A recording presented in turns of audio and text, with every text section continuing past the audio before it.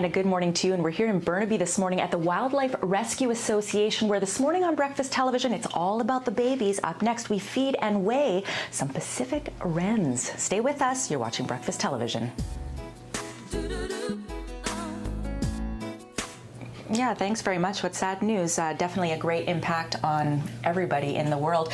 People that make a local impact, people that work at the Wildlife Rescue Association, where, Linda, we are all about the babies today. Definitely. We've got lots of babies, birds, that is. These are 4 Pacific wrens that were found in North Vancouver. Their nest had fallen down.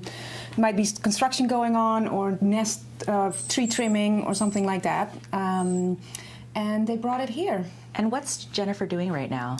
So we do a daily checkup. We weigh them every day to make sure they're gaining weight every day. Checking their body condition and their hydration is very important. How much should they weigh? So when you weigh them, are you seeing if they're underweight or if they're developing appropriately? Yeah, it's more about the weight gain.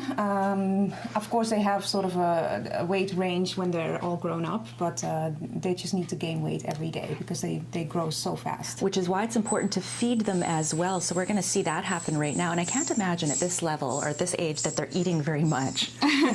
Well, they eat every 15 minutes. As long as it's light out. So that's actually a lot of food going in every day. And at what point should you be able to release these?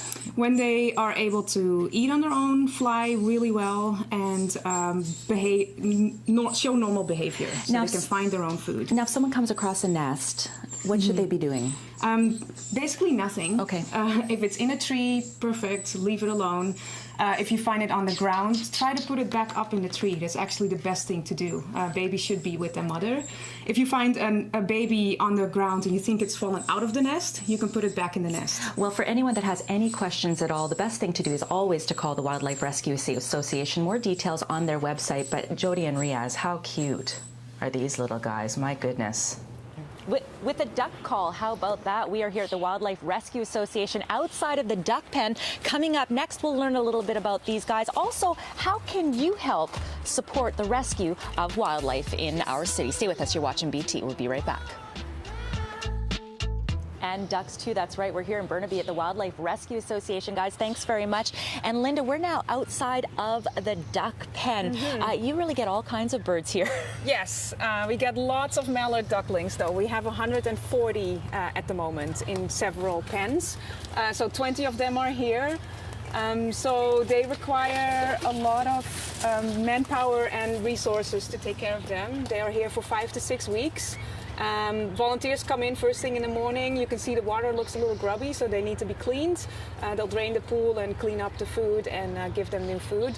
So we feed them heads of lettuce, romaine lettuce.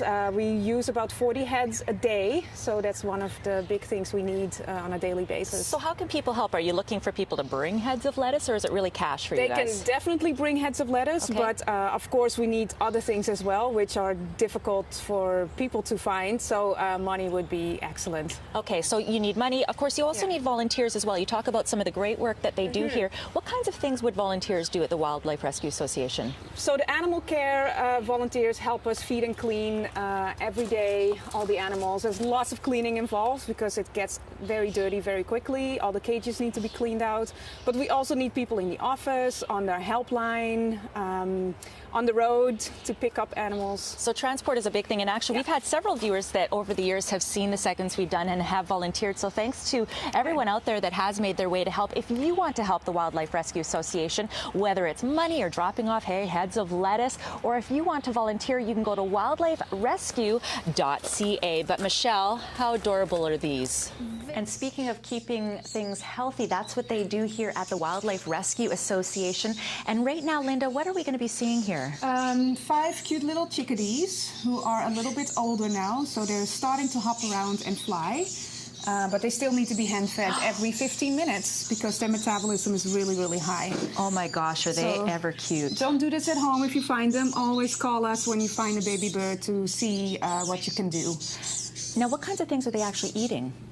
Lots of insects, actually. So we give them a high-protein diet. It's a special formula with lots of nutrients and supplements and vitamins. And you do lots of education here as well at the Wildlife Rescue Association. Yeah, so we like to educate people on the phone when they found an injured or a baby animal, but we also like to start with children. So we do a lot of school programs. And in the summer, we have summer day camps, so the kids come here. They don't interact with the animals, but we teach them about wildlife in their urban environment. Now, obviously, we deal with a lot of things like geese and ducks that make their way, obviously, into, well, they're in the parks, and why wouldn't they be? Animals, your own pets, approaching this wildlife is a problem, isn't it? It's a big problem, especially for cats. So we always advise keep your cats indoors. It's safer for them anyway. They don't need to hunt. They will kill birds or injure them really badly, but they don't need them for food anymore. So, and there's fantastic outdoor pens you can keep them in, so they can have a little bit of outdoor. Well, lots of great work that they do here at the Wildlife Rescue Association. Oh, Nelson, just stay on that. We're going to go to break right now. For more details on the Wildlife Rescue Association, go to wildliferescue.ca. A little time out here on BT, your news, weather, traffic. That's all next. Stay with us.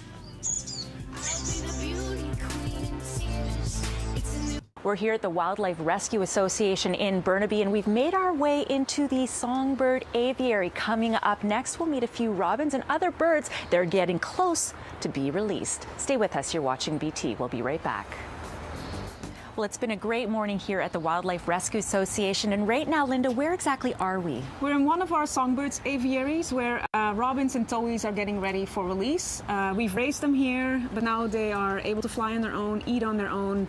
We're just giving them a little bit more time to grow up before they could go. And how do they come to be here? How did they get brought in? A lot of them are picked up by the public, not knowing what to do.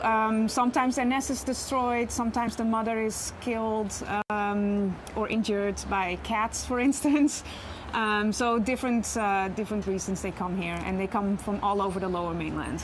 And so when you're looking at, for instance, being able to get them ready for release, at what point do you sort of determine, okay, they're good to go? When they show all their natural behaviors. So they poke around in the dirt looking for worms, they can find berries off of branches and have a good flight.